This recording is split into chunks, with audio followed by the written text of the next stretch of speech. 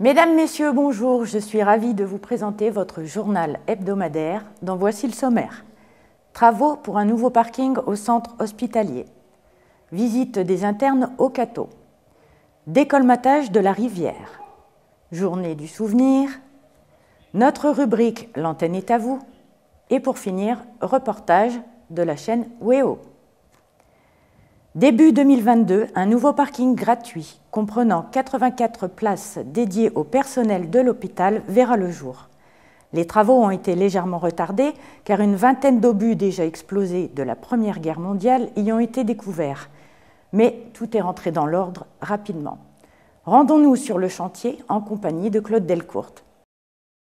Alors nous sommes actuellement sur le parking, ce qui sera le nouveau parking du personnel du centre hospitalier de l'hôpital du Cateau. Alors ce chantier donc a pour but de répondre à la forte demande de la population de pouvoir effectivement venir se garer et venir en consultation sans chercher des places pendant de longues minutes. Décharger aussi les riverains de cette présence permanente et puis surtout répondre aux demandes de personnel de pouvoir trouver une place facilement pour venir travailler tous les jours au sein du pôle de santé. Il y aura 84 places. Alors des places spécifiques, donc des places PMR et puis effectivement 2 bornes pour recharge électrique.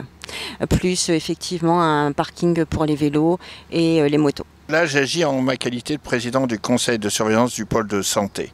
Alors, c'est une réalisation qui a vu l'idée il y a à peu près 2-3 ans avec la direction, les représentants des personnels médicaux et paramédicaux et qui répondait à un besoin.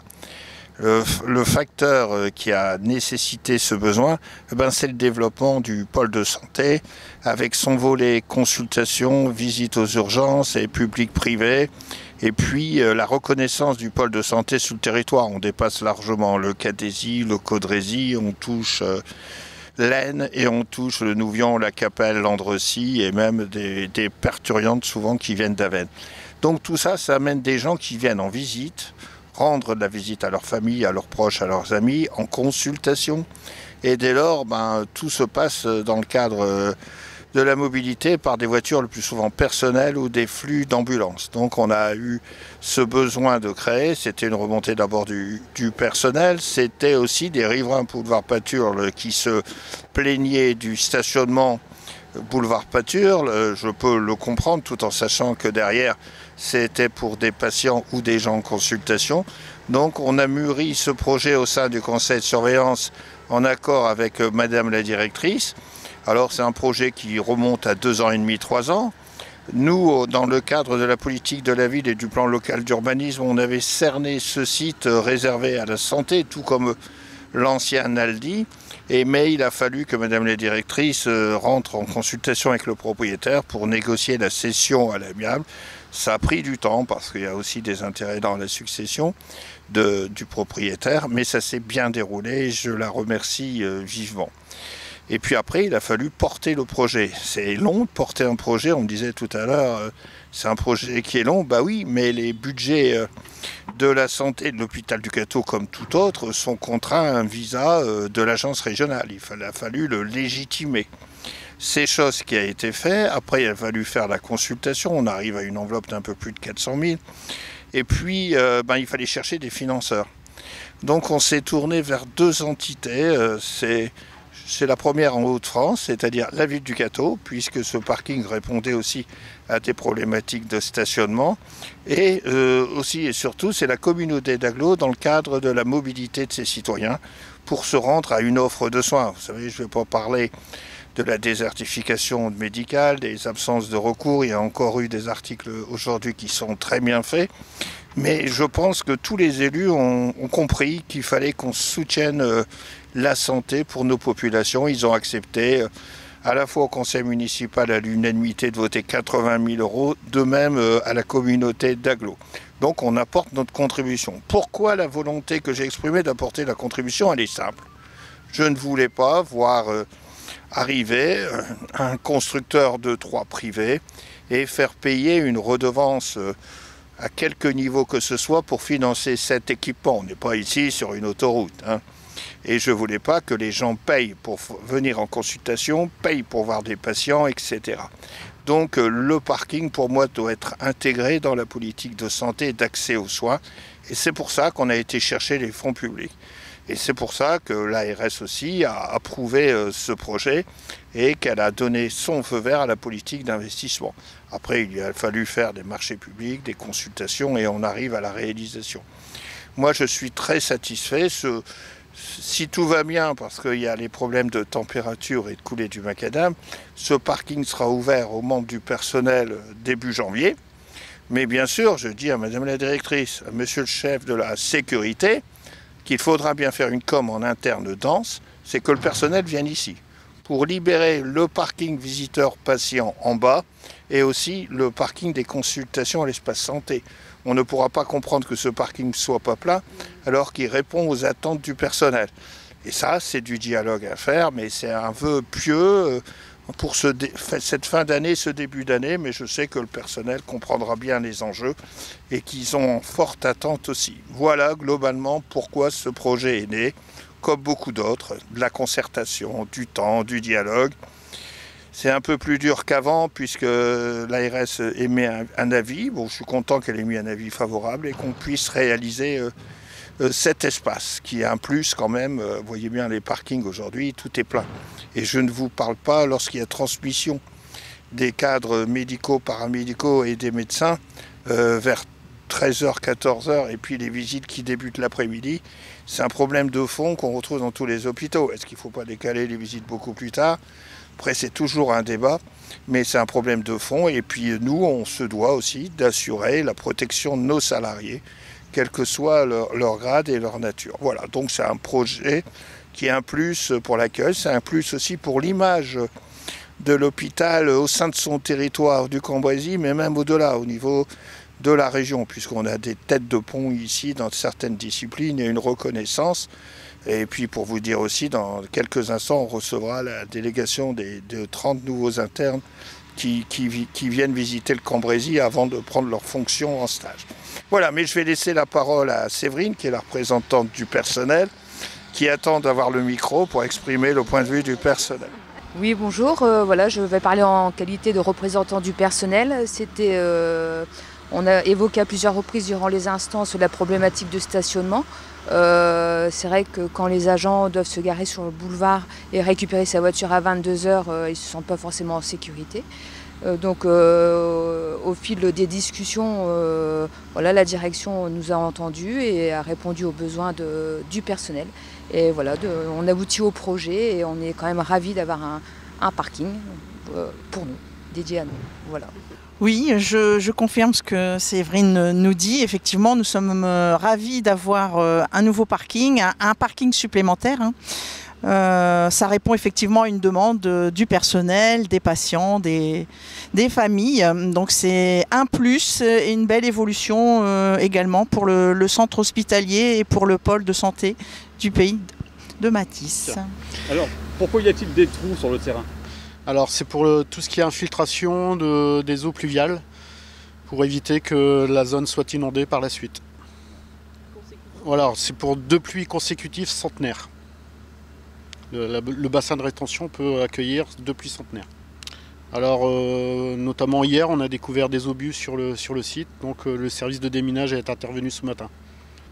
Non, et il n'y avait pas d'ogive sur les obus en fait. Il n'y avait pas de risque particulier. De la guerre 14-18, 1917.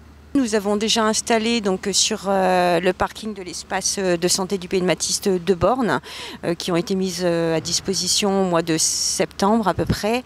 Et effectivement, nous en installons également sur ce parking même pour le personnel. Il est important aujourd'hui de pouvoir proposer au personnel et aux visiteurs de pouvoir rechercher leur véhicule électrique et d'aller dans cette mouvance de développement durable et de cette volonté d'aller vers l'électrique, oui. Bon, c'est des moments de bonheur puisqu'on progresse pour le bien-être du personnel, pour le bien-être de la population autour et on améliore les qualités d'accueil. Vous savez, moi je dis toujours que les places de parking, il faut d'abord les réserver pour les patients et les visiteurs. Et il faut trouver des alternatives de solutions pour le personnel. Bon, là, on a trouvé une alternative. On avait de mémoire déjà 200 places de parking un peu sur les deux sites. Là, on retrouve 84 places pour le personnel. Ça laisse beaucoup d'espoir pour qu'on libère des places de parking pour les visiteurs. Ça laisse beaucoup d'espoir aussi pour continuer à développer nos consultations, nos passages aux urgences, nos rendez-vous en imagerie médicale, à la clinique, à l'hôpital.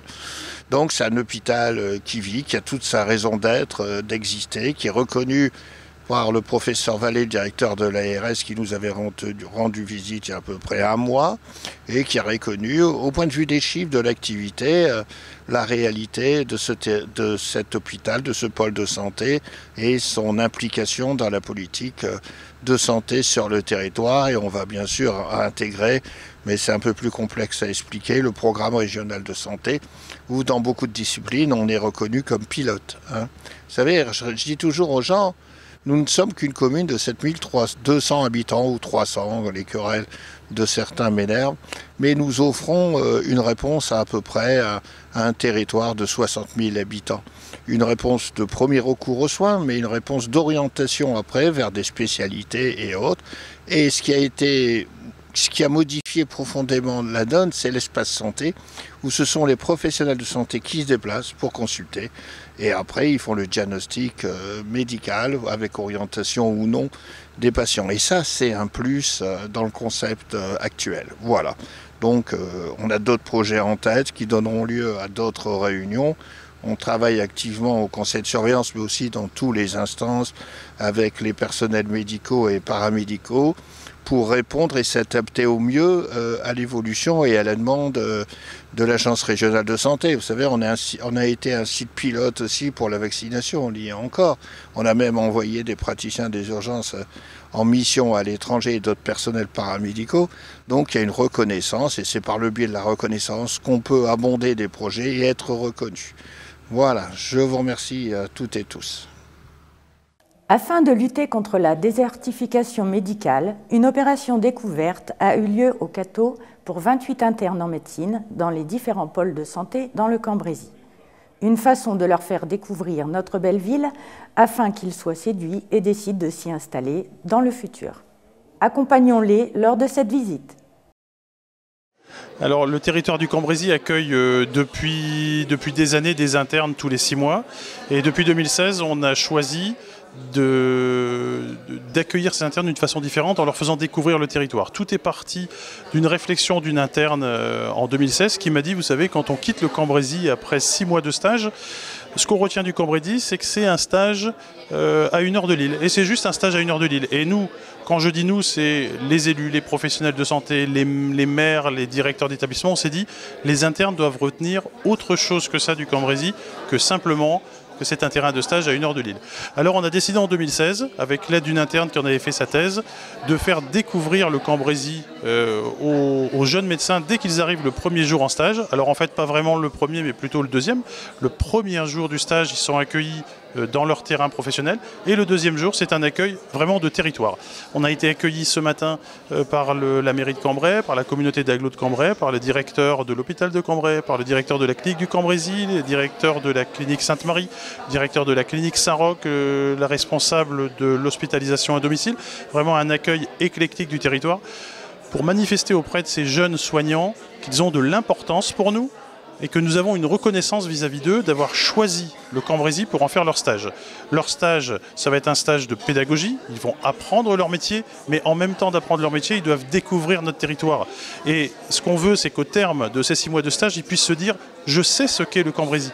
Et le Cambrésis, c'est autre chose que simplement un stage à 1 heure de Lille. Alors ce sont tous des internes en médecine, à 99% ce sont des internes de médecine générale. Le cursus des études de médecine, c'est 6 années de théorie, et puis 3 années derrière pour la médecine générale qui sont des années de spécialité, mais qui sont vraies aussi dans d'autres disciplines, la cardiologie, la pneumologie, la radiologie, la pharma, tout ce qu'on peut imaginer. Les 6 premières années de théorie se font quasiment exclusivement sur les bancs de la fac, plus quelques stages en tant qu'externe, dans une faculté d'origine. En fin de 6e année, tous les internes passent ce qu'on appelle un concours national classant, un examen national classant, qui va permettre à chaque interne de choisir la spécialité qu'il souhaite dans la ville qu'il souhaite. Ce qui fait que là, vous voyez ici derrière moi, des internes qui viennent de partout en France et qui vont être affectés à la faculté de médecine de Lille pour une durée de 3 années pour ce qui est de la médecine générale. Ils sont tous quasiment des débutants de l'internat, puisque les 3 dernières années s'appellent l'internat.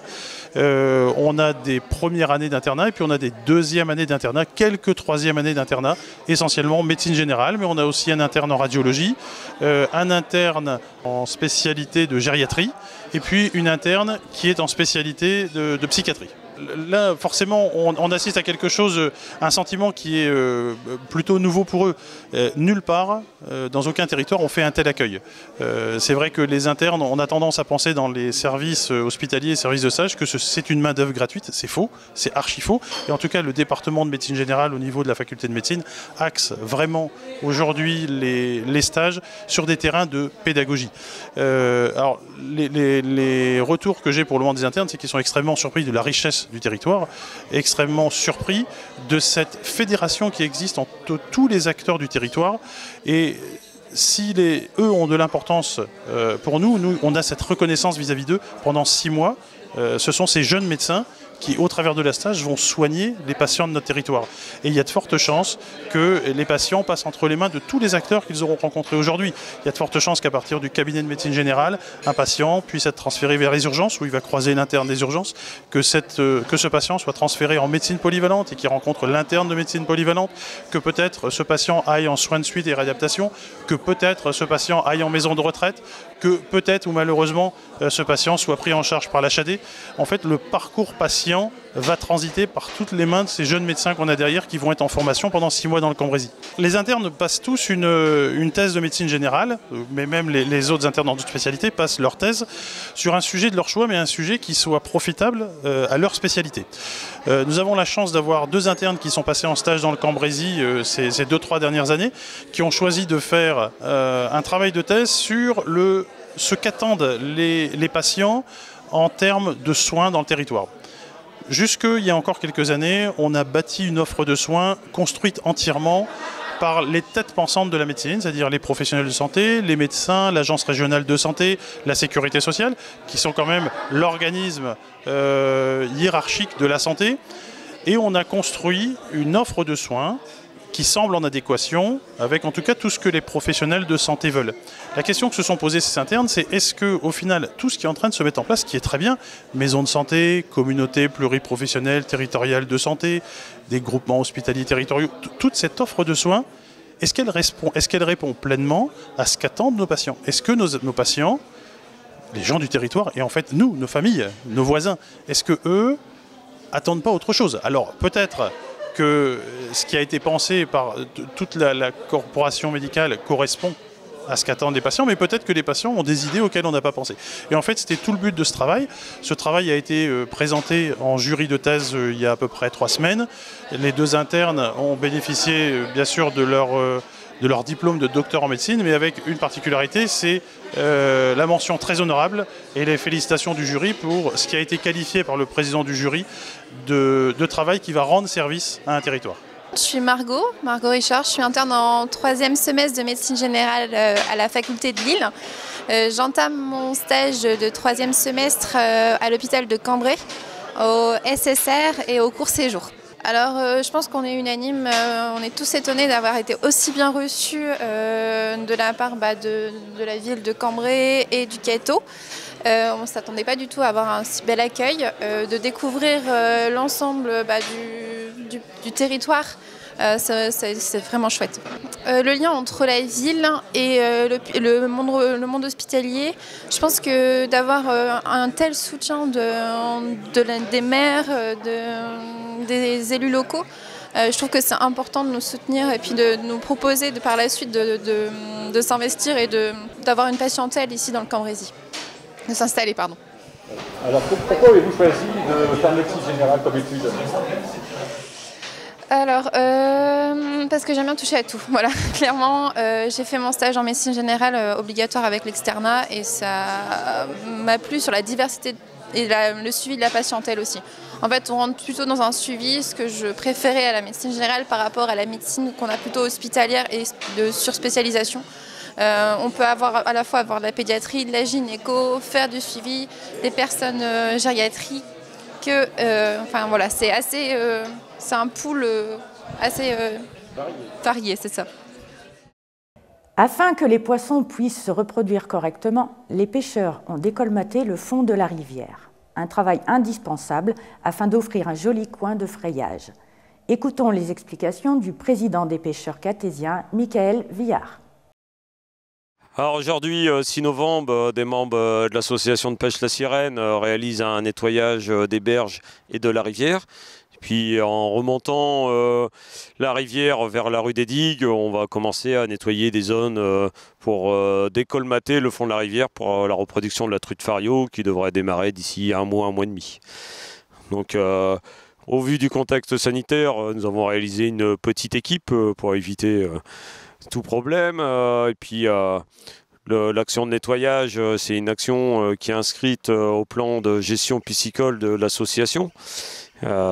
Qui permet de maintenir en état propre au plus possible la rivière. Et après, le décolmatage de rivière, c'est pareil. Il est inscrit au plan de gestion piscicole de l'association afin de maintenir en état les zones de reproduction de la truite fario qui sont fortement colmatées avec l'arrivée de matière en suspension. Donc l'ensemble des actions réalisés pour le nettoyage et le décolmatage, ils sont subventionnés par la Fédération de pêche du Nord dans le cadre du plan de gestion. Et nous avons quand même une subvention de la commune de Le Cateau qui fait partie des actions de nettoyage et qui nous permet de payer les truites pour des pêcheurs. Donc en espérant l'année prochaine que les conditions sanitaires s'améliorent et qu'on puisse refaire des actions de nettoyage et de décolmatage avec des groupes plus importants. Alors on rappelle que la saison de pêche elle est fermée depuis début octobre. En arrivant ce matin, on découvre encore un bouchon dans les arbres, tout beau, tout neuf, qui montre bien qu'il y a encore des personnes qui se permettent de venir braconner dans la rivière. Donc je leur rappelle que s'ils se font prendre, ça arrivera. C'est un passage par le tribunal de Cambrai pour être verbalisé. L'association ne touche pas un centime sur cette verbalisation. Ils vont remplir les caisses de l'État directement. Alors aujourd'hui, on va essentiellement ramasser canettes, sacs plastiques, les traditionnels maintenant masques depuis 2 ans. Et puis dans le fond de la rivière, énormément de lingettes. Donc beaucoup de personnes nettoient leur maison et jettent les lingettes dans les WC au mieux de les mettre dans les poubelles. Donc ces lingettes arrivent dans le système d'assainissement de la commune, viennent boucher les pompes et en cas de pluie, tous ces lingettes se décrochent et partent directement dans la rivière. Donc encore cette semaine, nous avons travaillé avec Noréade pour un dysfonctionnement du réseau d'assainissement juste à l'aval de l'esplanade. Donc ils sont venus curer les canalisations pour enlever l'ensemble des lingettes bloquées dans les pompes. Donc il faut absolument ne pas jeter de lingettes dans les WC. Les lingettes se jettent dans les poubelles. Alors l'impact, il est énorme sur les lingettes, puisque les lingettes, dessus il y a un produit chimique pour pouvoir faire le nettoyage et désinfecter. Et donc aussitôt qu'il est mis dans le réseau d'assainissement et qu'il arrive dans la rivière, ces produits chimiques arrivent directement dans l'eau. Et donc ont un impact sur la reproduction des truites, puisque ces produits attaquent les œufs. Et donc les œufs, soit ils pourrissent parce que y a des champignons qui se développent dessus, ou la coquille de l'œuf elle durcit et l'alevin il ne sait pas sortir de l'œuf au moment de l'éclosion. Donc il meurt. Donc on préserve la nature en commençant par rien jeter dans les cours d'eau et dans les toilettes. On met tout à la poubelle. Merci. Parce qu'il est important de garder en mémoire que des combattants sont tombés au champ d'honneur pour notre liberté, tous les différents lieux de mémoire ont été fleuris de bouquets tricolores lors de la journée du souvenir. Reportage de Claude Delcourte.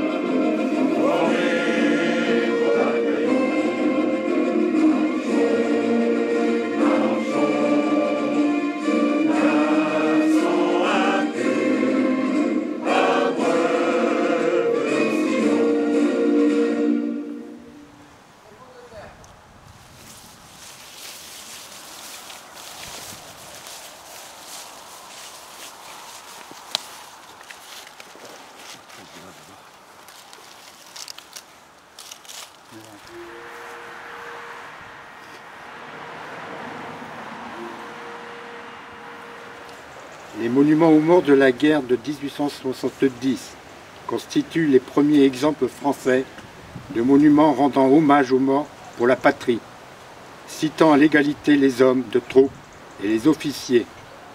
Les premiers furent élevés dès 1870 pour commémorer les victimes françaises de cette guerre.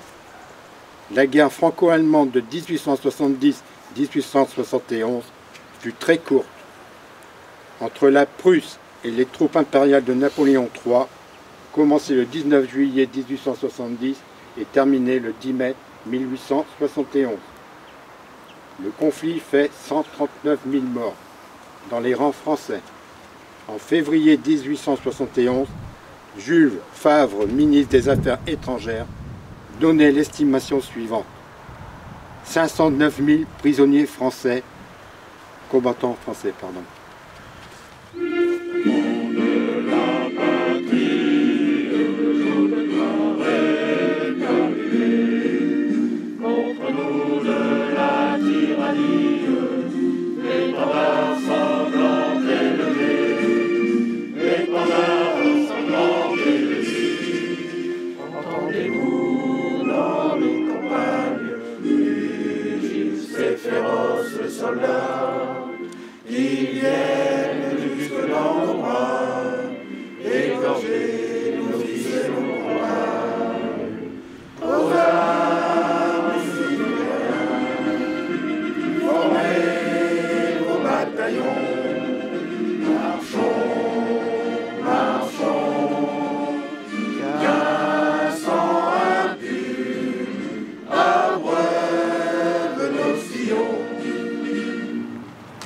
Il est de coutume au Cateau, depuis plus de 40 ans, d'associer le dimanche qui précède le 11 novembre, de faire cette journée de la mémoire. Du plus loin que j'ai pu retrouver dans les archives, je pense que c'est quelque chose qui se fait depuis très longtemps. Et donc voilà, je voulais remercier tous les participants. On voit quand même, on a encore un beau bataillon présent ici, hein, puisque on nous le dit dans la Marseillaise. Merci de votre présence et je crois qu'il faut continuer, il faut insister, il faut faire perdurer cette journée de la mémoire. Merci à vous. Dans l'antenne est à vous, notre ami André Biangou reçoit Florine Genet et Orlane Delattre, fraîchement élue Miss Régionale et qui se présente à l'élection nationale de Miss Petite. Générique.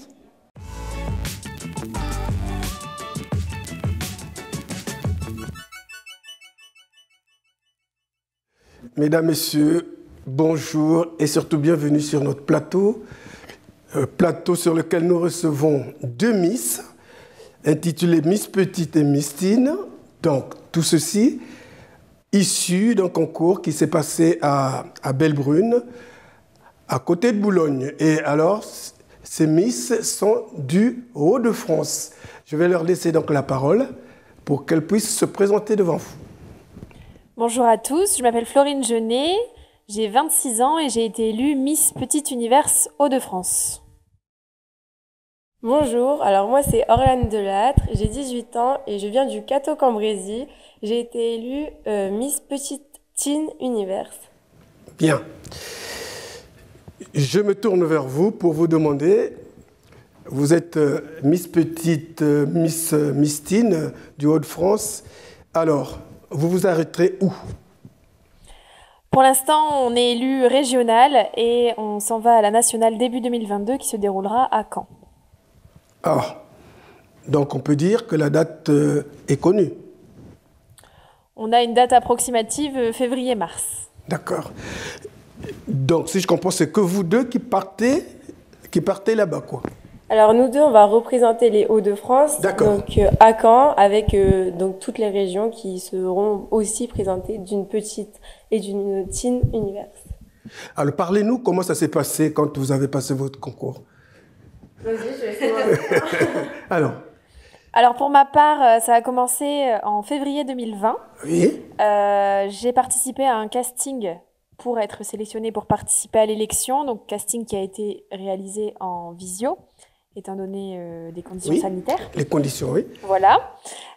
Pour participer du coup à l'élection Miss Petite Univers Hauts-de-France.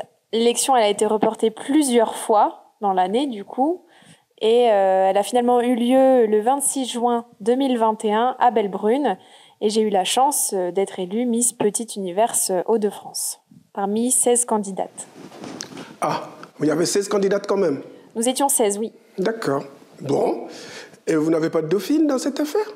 Si, j'ai 4 dauphines et un prix de l'élégance qui vont me suivre durant toute cette année. Ah, c'est merveilleux pour celle-là. Alors, moi, j'ai attendu moins longtemps que Florine parce que donc, mon élection a été reportée qu'une fois. Oui. Donc, comparé à Florine, j'ai attendu moins longtemps, mais quand même, on était assez pressés. Donc, j'ai été élue le 27, moi, donc le lendemain de l'élection de Florine, donc à ma catégorie teen, où donc j'ai été aussi élue. Donc, je m'y attendais pas du tout. Donc, c'est une vraie surprise. Donc, j'ai eu aussi mes dauphines qui me suivent tout le temps, où on est vraiment très proches. Et donc, ça s'est bien préparé tout ça. Et aujourd'hui, on est fiers de représenter les Hauts-de-France. Et donc, en fait, là, vous travaillez comme ça sur un budget qui est voté par les organisateurs. Comment vous faites? C'est quand vous allez partout, là. En termes de budget, vous voulez dire? Oui.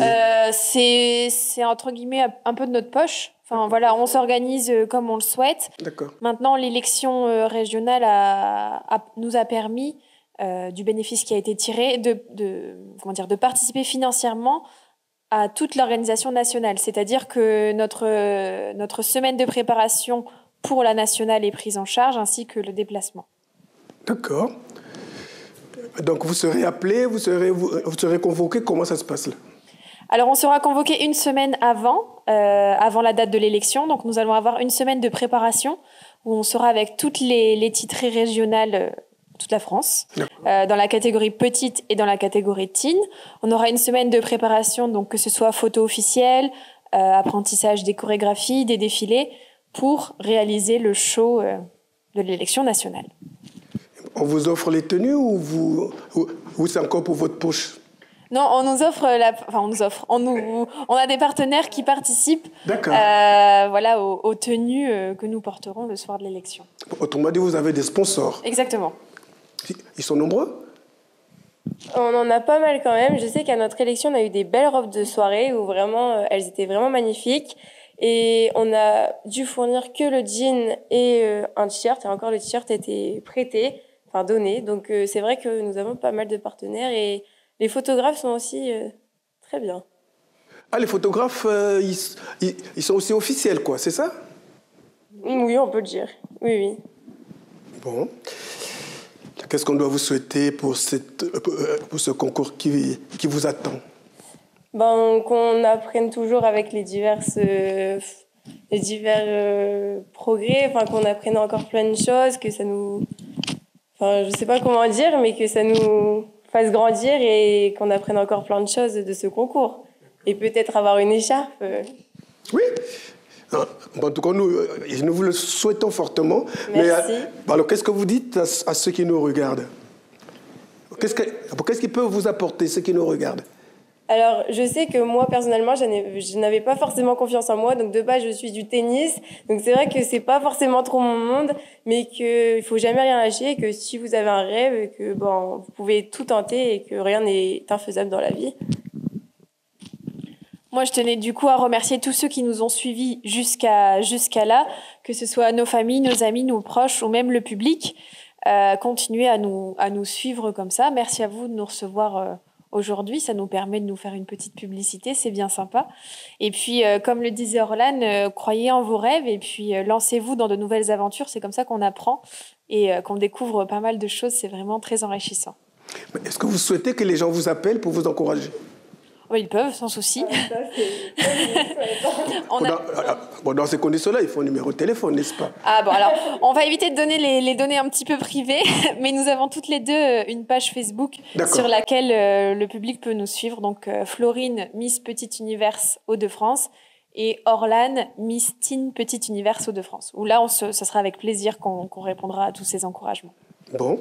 Donc, pour ceux qui nous écoutent, vous avez la page Facebook de ces deux Miss et vous avez l'occasion de les encourager, c'est-à-dire en mettant un message ou alors peut-être qu'ils trouveront un numéro de téléphone là-dessus pour vous appeler.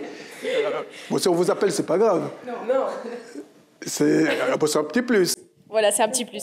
Bon, allez, je vous donne là l'occasion de parler à qui vous voulez. Vous lancez un message à qui vous voulez. Allez-y. Merci à tous de nous suivre, en particulier à ma famille, mes amis, et puis un petit message particulier à ma maman qui m'a suivi durant toute la préparation. Bien. Alors là. Alors moi, du coup, merci à tous aussi d'avoir pu nous encourager tout le long de cette aventure. Donc grâce à vous aussi, on a pu être élus aussi par le vote du public. Et merci à la famille de nous avoir tous suivis et merci aussi à notre ville parce que vous m'avez déjà reçu ici avant cette élection. On le sait. Et du coup, je voulais vous remercier aussi. Et voilà, merci à mes amis, à ma famille et merci à vous. En tout cas, si vous savez ce qu'on pense, nous vous souhaitons toutes les chances pour que vous soyez nos dignes représentantes à la nationale. Merci. Voilà.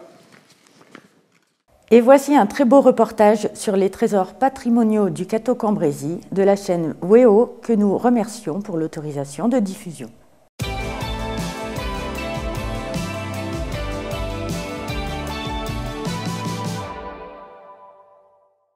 Bonjour à tous, bienvenue dans votre rendez-vous, merci pour l'accueil. Alors aujourd'hui, je vous donne rendez-vous au Cateau-Cambrésis.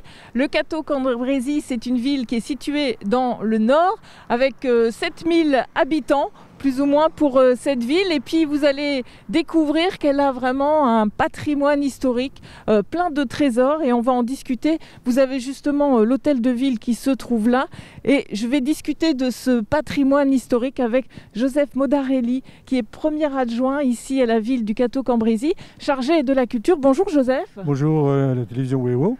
Merci de votre venue. Merci. Et donc, on va parler avec vous du traité du Cateau-Cambrésis parce que cette ville est souvent citée dans les livres d'histoire. Tout à fait. Donc ce traité, en 1559, il a été signé ici entre les 4 pays qui représentaient à l'époque les protagonistes, donc à savoir l'Italie, l'Espagne, la France et l'Angleterre. Et si aujourd'hui, la France, l'Angleterre, les pays que je viens de citer sont comme ils sont aujourd'hui, c'est grâce à ce traité, 1559. Alors pour la petite histoire, il a été élaboré dans un premier temps en Italie, avec une ville qui s'appelle Cave 35 km au sud de Rome, avec laquelle nous sommes jumelés et nous entretenons de très très bonnes relations, puisque nos liens historiques sont très très forts.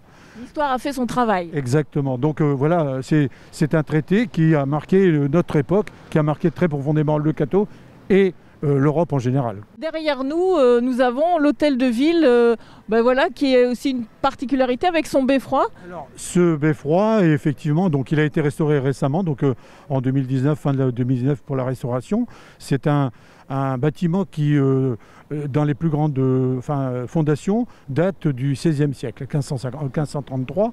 Donc il a été construit sous le postulat de François Sélignac de La Motte-Fénelon, archevêque de Cambrai, qui avait sa résidence d'été un peu plus bas. Donc ce beffroi est pour nous un des trésors de notre commune, puisqu'il représente fièrement notre commune, et puis on le voit très loin, et en parallèle avec le clocher de l'abbatiale Saint-Martin. Donc 16e siècle pour ses plus grandes, les grandes années, et puis réhabilité régulièrement. Donc il a subi aussi quelques outrages du temps, et aussi de la guerre 14-18, puisqu'elle est passée par là également, et de la guerre 39-45, qui a eu lieu aussi ici sur le Cateau. On va s'arrêter là parce que maintenant je vais aller dans les entrailles de la ville, voir les souterrains. En tout cas, avec vous, on le voit bien, il y a plein de choses à faire parce qu'on sait qu'il y a le musée Matisse au Cateau-Cambrésis, mais à côté, voilà, on peut découvrir l'histoire. Merci beaucoup. Merci à vous. Alors, je vous avais dit que j'allais dans les entrailles de la ville du Cateau-Cambrésis. Eh bien, me voici dans les souterrains. Alors, c'est pas facile pour descendre. Et donc, ces souterrains, eh bien, la ville a le projet d'en faire un outil touristique pour que, quand les gens viennent ici, puissent découvrir en fait toute cette vie souterraine. Et vous allez voir qu'il y a plein de choses à dire. D'ailleurs, je vais rejoindre Mathieu Davoine qui se trouve là-bas dans une des salles. Toujours sous la ville, dans ce labyrinthe. Et donc, on va grimper ces quelques marches qui ne sont pas simples, parce qu'elles ne sont pas toutes les mêmes. Et je crois que Mathieu est dans cette salle là derrière. Eh bien oui, le voici. Bonjour Mathieu Davoine. Bonjour Anouk. C'est un bel endroit pour une rencontre, on va dire. Original, n'est-ce pas?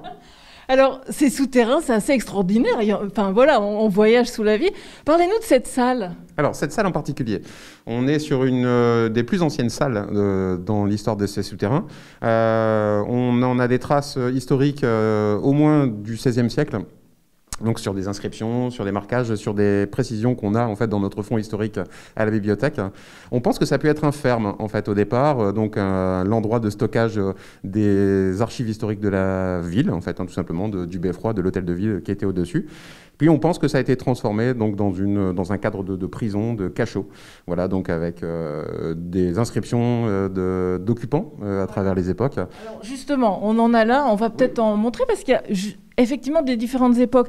Alors si on commence peut-être par Vaillant, là, 1855, montrez-nous. Alors tout à fait, Vaillant, ici. Voilà, et donc ce sont des traces des gens qui étaient ici. Après, on a d'autres années, on va remonter en 1944 là-bas. Voilà, tout à fait, en fonction des époques, donc plus ou moins récentes, on a eu des occupations donc plus à titre conservatoire, puis après, donc, durant les guerres, des occupations plus passagères, des caches, en fait, tout simplement, des gens qui ont pu laisser des inscriptions. Donc des recherches vont être effectuées là-dessus ? Tout à fait, on s'intéresse donc à certaines choses. Alors, on a déjà des petites histoires, on sait que Vaillant, c'était un commissaire de police, parce qu'à l'époque, donc mi-19e, la ville avait loué une petite partie donc, en termes de résidence principale pour ce commissaire de police, parce qu'on a retrouvé un extrait dans lequel il disait que le loyer qui lui était demandé était trop important par rapport à la vétusté des lieux. Voilà, donc on a cette petite histoire-là. On travaille aussi sur celle-ci qui est très intéressante, sur celle de Norman Kay, donc on a maintenant des outils en termes de généalogie aussi qui nous permettent des fois de retrouver des choses.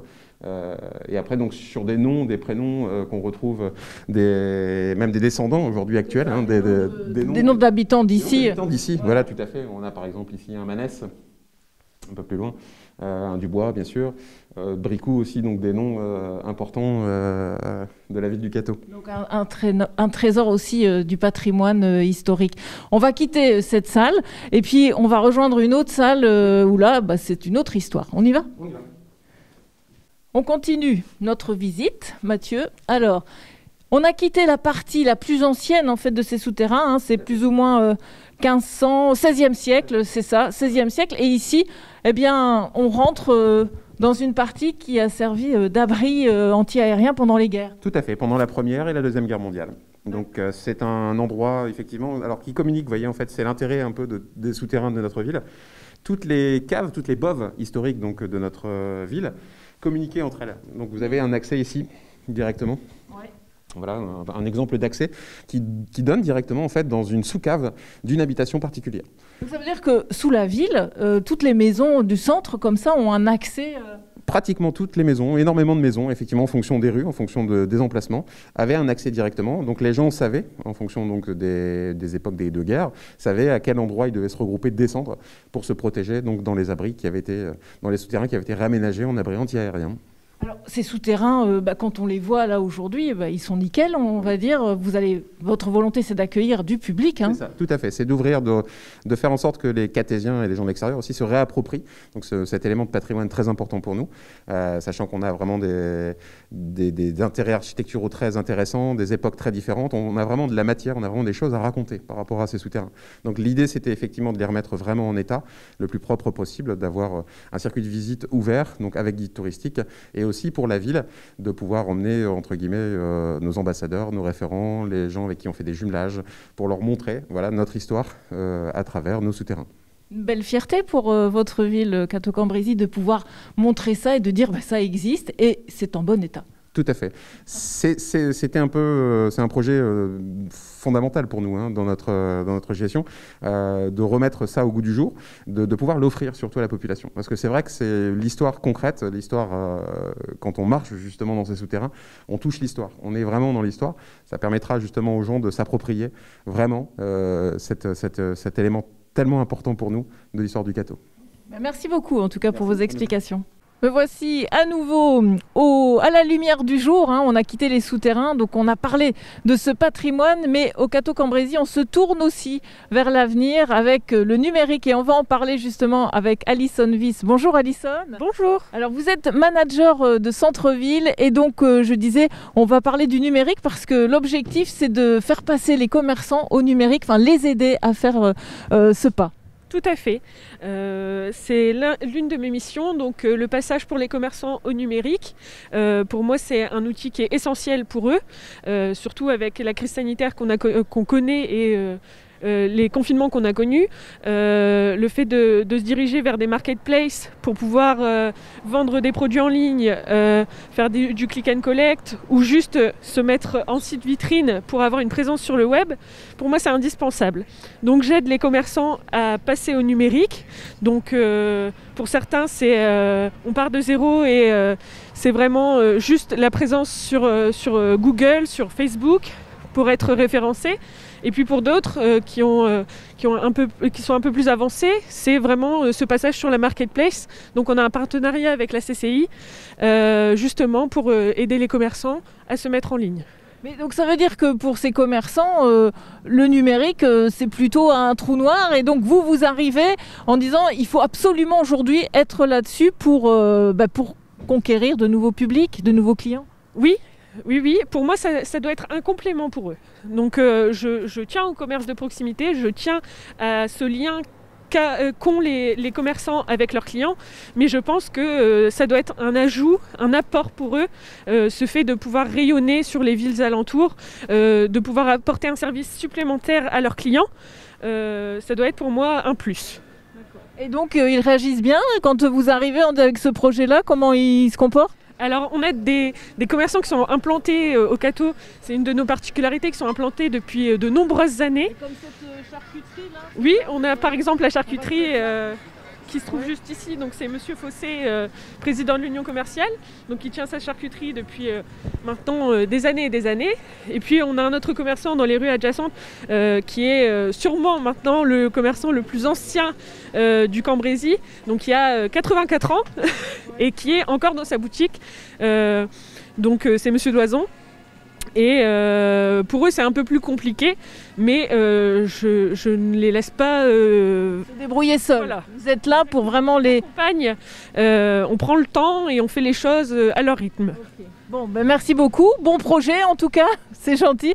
Voilà, c'était merci pour l'accueil au Cateau Cambrésis, histoire et numérique. On va vers l'avenir. Merci.